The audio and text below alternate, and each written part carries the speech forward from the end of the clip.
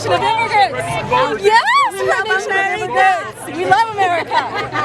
Yes. And we want our votes counted. We want every legal vote counted. We want Sicily gone, and we want our votes counted. That's what we want. Oh, here we go. Here we go. Donald Trump. Fuck Donald Trump. Four more years. Four more years. Donald Trump. USA! USA! USA! USA! USA! USA! USA! USA! USA! USA! USA! USA! USA! USA! USA! USA! USA!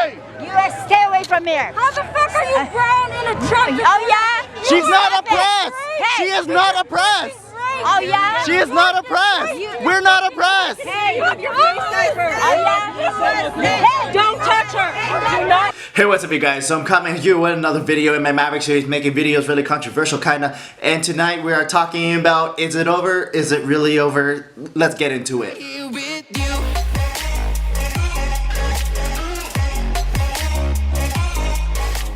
But first, of course, if you're new to my channel, what is up? My name is Mitch, MVRCK Mitch, hey Mitch, all the Mitches, and pretty much I like talking about what I talk about. So, current events, reviews, and pop culture within the scope of entertainment, culture, and purpose. So, TV movie reviews, social political commentary. Check out all those videos as you're finishing this video. Alright, so I'm filming this on Saturday night and anything could happen. It is 2020, you guys, right? We have seen weirdest things happen, right? And I'm not saying good or bad for Trump or against Trump, but I'm just saying it may not be as over as we think. But yeah, definitely mainstream media is going to go with it, right? But mainstream media doesn't call the elections. And so things could still change. We still have one more month in this 2020, so things could definitely change, right? Also, going into this video, I'll probably post the videos that I was at Stop the Steal, Nevada. It was at the Clark County Election Department's building or whatever, and so there was a lot of people there on a Thursday night, and then less people on a Friday night, and then I know there was people there Saturday, but I didn't go, and so...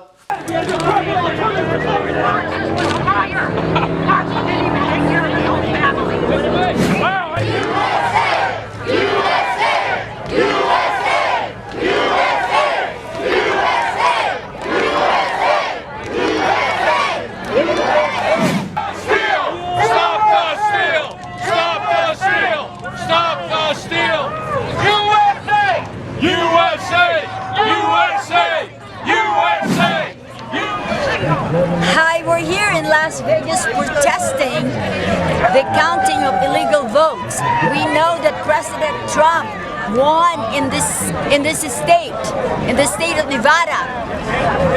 We are protesting this fraudulent ballots being counted right now. Stop the steal. Nevada has President Trump, not Biden. Stop the steal. Thank you. Yes. I'm Mac Miller. I said that. For Assembly District 5, that's who said that. So if they're the inclusive party, why is it that they did not give a chance to a black woman, a white woman, a gay guy, a black man, or a Chinese man? Instead, they ended up with the exact same thing that they claim to hate, which is a rich, old, white man. So take that to the bank. Let everybody hear that. The party of inclusiveness is the Republican Party. The Republican Party was founded to get rid of racism in the Americas. It was not to start racism. And it was the Democratic Party that brought everybody back on a plantation with social services, welfare, and keeping people down. They like to give you a fish and never teach you how to fish. But the Republican Party, every one of these patriots out here works for a living to take care of their families, and they don't call on the government for anything. And that's why we don't want the government in our business. It was a different vibe going into it, because going to the other MAGA rallies and everything, the energy was up high because it was before elections. But this time around, the energy was a different energy. And I don't want to say it this way, but I'm just going to say it felt a little... the left is going to hate me, or is going to like, hey, got you. But like, it felt a little angry, a little desperate. I only say that just because you know, the people who are there are angry, and there is a lot of sketchy things that are happening. And obviously, the left is not calling it because they're backing Biden, so obviously they're not gonna look into it, right? Odds are, when he's already there at the ballot, checking things off, he's not just going to fill out for Trump, he's going to go Republican down the ticket. Now, there are big discrepancies in the amount of votes that Biden has gotten versus other Democrats, and Zero Hedge has a great piece explaining it that I want to go into. So they say in most elections, the majority of votes are cast down the ticket, meaning a voter supports both parties' presidential nominee and state congressional candidates. In fact, according to Pew Research, overwhelming shares of voters who are supporting Trump and Biden say they are also supporting the same party candidate for Senate. Makes sense. Typically, this means that the number of votes for a presidential candidate and that party's Senate candidate are relatively close. Twitter user US Rebel, however, found that the number of votes cast for Joe Biden far exceeds those cast for that state's Senate candidates in swing states, while those cast for Trump and GOP senators remains far closer. In Michigan, for example, there was a difference of just 7,131 votes between Trump and GOP candidate John James. Yet the difference between Joe Biden and Democratic candidate Gary Peters was a staggering 69,093. Okay, so to clarify these numbers here, 2,637,173 people voted for Trump in the state of Michigan, and 2,630,042 people voted for John James, the Republican Senate candidate, in the state of Michigan. So that means there were only, of over 2,600,000 people, there were only about 7,000 people who voted for Trump, but not for John James, all right?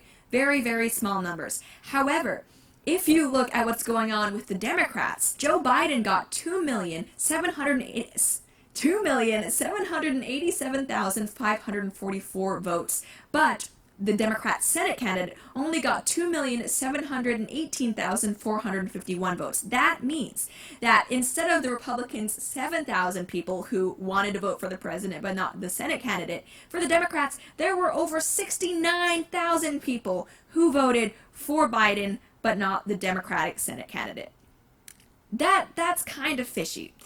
And so for the right, it looks like we're just sore losers and stuff like that. So I'm not saying that the right is desperate, but the energy feels that just because for the right, they've seen this for the last 4 years with collusion and impeachment and now all of this stuff, right? And so we could never catch a break, essentially. And so it was there. And like, not that it was fully on negative, but like that's at least the atmosphere that I got. There was definitely positive vibes, and people being there was still good, right? And so yeah. So actually what I want to go into is kind of like at last night's rally or protest at Stop the Steal, I was with some friends, my church and everything that I haven't seen in a while, so shout out to them. And so we just pretty much got into conversations because by that time there was some counter protesters for the Biden side, but there were like only 10 people. There was still 100 of us on the MAGA side, but a lot of them, there wasn't any solid content. The cops kept us separated across the street, so we can barely hear each other, so there wasn't barely anything to capture anyway. But anyway, talking to my friends last night, they were saying like, how do I feel about this whole situation, what's going on and all this stuff, what do I think is going to happen. And I think, okay, so I'll start off with one. I think God wins. You know, maybe like for the right, we would want Trump to win, of course. And then for the left, like, God wins, you know, like Biden won. But that's the thing, like, you're welcome to be elated, because a lot of them are, because they have built this whole platform of hating Trump. I don't think they understand what that really means. Like right now, people are dancing in the streets for Biden because they were hating Trump. No one really went to the Biden rallies. Are people really gonna go to his inauguration? Like, no, like they're gonna be Trump supporters there. And mainstream media has been, for the past 4.5 years, has been using anti-Trump to build their viewership, right? We know, like, through social pandemic and social dilemma, that, you know, they've been putting outrage culture just to hate Trump. There's no platform with the Democratic Party. Even the progressives, my friends who are full-on socialists, the full-on abolish ICE, open borders, they didn't like Biden, right? They didn't like Kamala.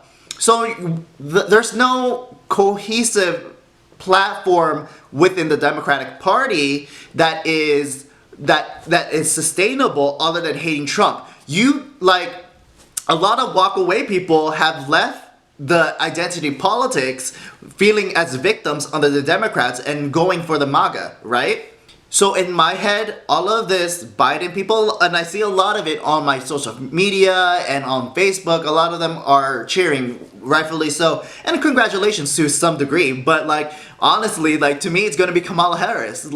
So also with that, I was telling my friends, of course, that Trump gave the left and right purpose. For the right, it's patriotic, whatever. For the left, it was just this idea of defeating what in their eyes, defeating all of evil and racism and all this stuff. But once you have that, they have zero purpose. And that goes in many different levels. One, like on a deeper level in which people don't have purpose, like are kind of desperate and they look into different things. But two, it lacks purpose just because, like, so the way I'm viewing it, the way I'm pitching it is that if Joker kills Batman, you know, in The Dark Knight when Joker has in that conversation, I won't kill you and you won't kill me, like I'm an immovable object because you're really fun and you have a high sense of morals type thing. You just couldn't let me go, could you? This is what happens when an unstoppable force meets an immovable object. You truly are incorruptible, aren't you? Huh? You won't kill me out of some misplaced sense of self-righteousness. And I won't kill you because you're just too much fun. I think you and I are destined to do this forever.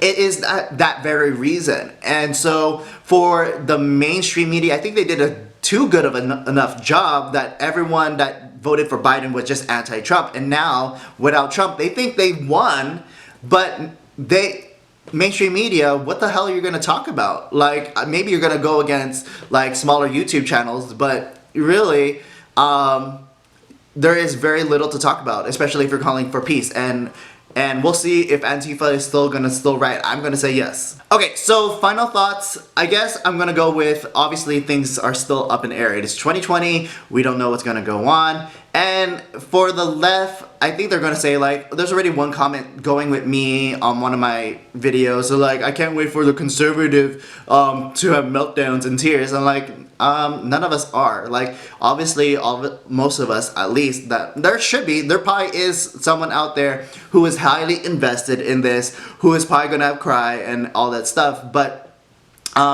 you know, things happen slowly, and for us, we'll just keep moving forward. It just sucks because obviously, if we find out there is a lot of impropriety with this election, it just sucks, right? And I think things are gonna just break up. You know, I think the left is gonna embrace AOC and all this stuff, and I don't think Biden can control this. You know, I think there's gonna be fracturing, even more fracturing within the Democratic Party, as well on the right. I was watching Tim Pool with Drew Hernandez and Seamus and all this stuff, and so they're talking about like the true MAGA people that don't like the GOP for standing up for Trump. They'll probably have a different party, and so there'll probably be a breakup of the party in the Republicans, because it was a loose alliance of the Walkaway, and MAGA was a loose alliance of multiple factions. Former Democrats, moderates, libertarians, and hardcore conservatives, and normie conservatives, I guess. So it was a loose alliance, and I think in 2024 we'll see which of those parties may succeed. But on the left, I think they just lost themselves. Here's the thing that I was also projecting, and I guess this is more longer final thoughts than I thought about. But like, so another thing that I was mentioning is like the Walkaway movement came with people digging and learning about and researching on themselves, and when it comes down to that, I think I can red pill, and a lot of other people can red pill more people when Trump is not in the picture. And I was telling this with my friends. I can't really project. I can't really go talk into talking about Trump or the the Republicans without mentioning Trump or Trump being in the picture. And people just shut me down out of Trump derangement syndrome. Like, Trump is bad, Trump, Orange Man is bad. They're not willing to listen to facts because Trump is such a main focus and such a hard sell. And I get that, right? And so without Trump in the picture, I think more and more people are going to walk away from the Democrats.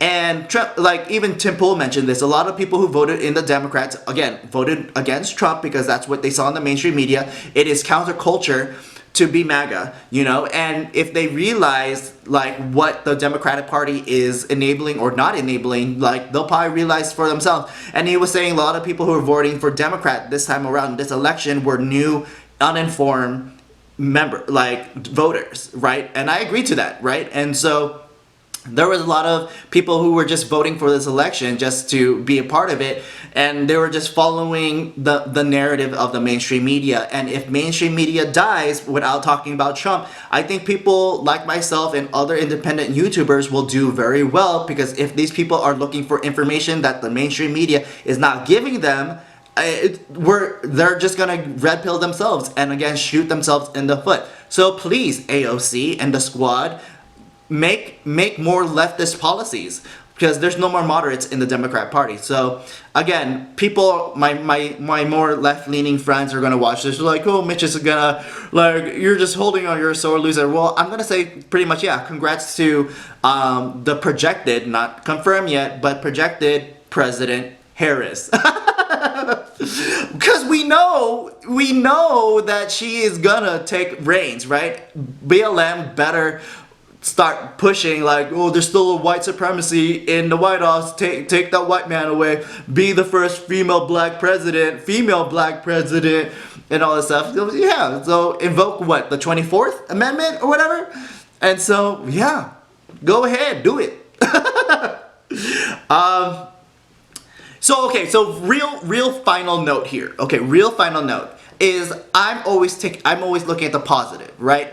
I want you to take away from this in which there's people saying don't gloat if we win, don't despair if we lose, and all this stuff. And I agree to that, but more so, I want you guys to look at the positives. How is every time you take a step back, how is it an opportunity for you, whether it is for this election cycle or it's in life, right? And I believe that wholeheartedly, and I think that's why I'm taking this so easily. I have friends who are messaging me, are you okay? Like, yeah, I'm okay, because like, obviously I can still see the good in all of this. And you know what, we'll keep Biden to his promises. Like, if he wants to frack or not frack or whatever, let's keep him to his promises. Just keep showing your friends what Biden is or is not doing, right? And so the mainstream media isn't gonna cover for him. They're gonna cover for him. They're not gonna show what he's not doing, right? And so all the gaffes, post it up. Right? And I told that to my friend, like, he is a stutter. No, when you talk about poor boys, when you talk about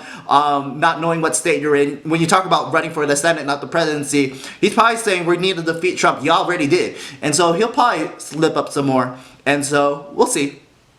Stay positive, and I'm looking to more additional content, because if this president goes through, like, I think it still works in our favor. And so I'll leave it to that. And so thank you for watching.